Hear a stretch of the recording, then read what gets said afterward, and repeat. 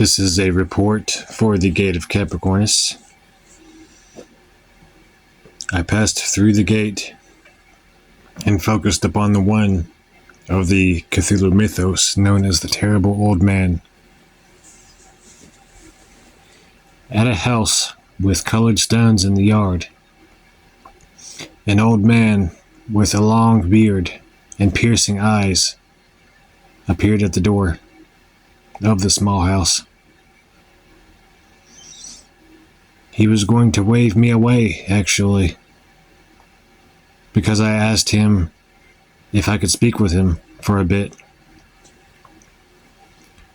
until I showed him the key, which I brought with me.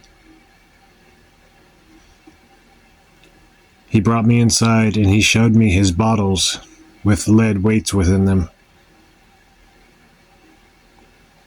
He said that not all things need to be shared with the masses.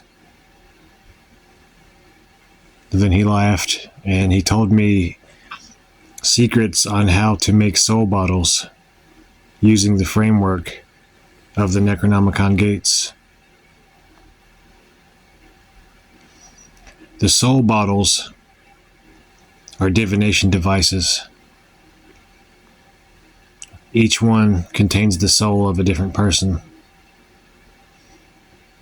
You hold the bottle and you ask a question, and the lead weight swings and hits the side of the glass, revealing the answer.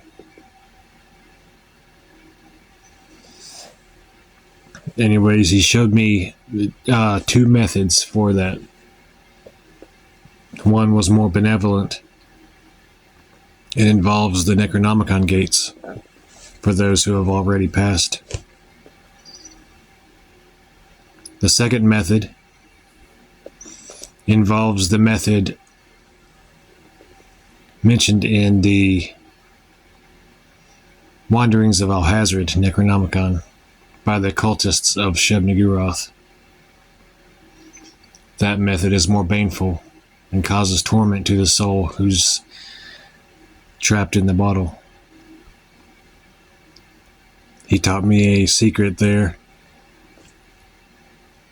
that those who are alive, their names can be placed in a bottle with noxious fluids and liquids and sharp objects, and the bottle can be shaken regularly. The true name of an individual has power over them. And when you do this and you shake the bottle, it causes torment to the individual, nightmares, trauma. So it's a form of prolonged black magic. Some might think of it as akin to war water or battle water, where you allow nails to dissolve in water, and then you use that water in cursing. Similar, but you put the name of the victim in a bottle, and you cover it with a noxious fluid. The fluids can be oils, water, sharp objects, things that have begun putrefying, etc. And when you harbor hatred for the individual, you pick up the bottle, you speak to it as if it is them, and you shake it.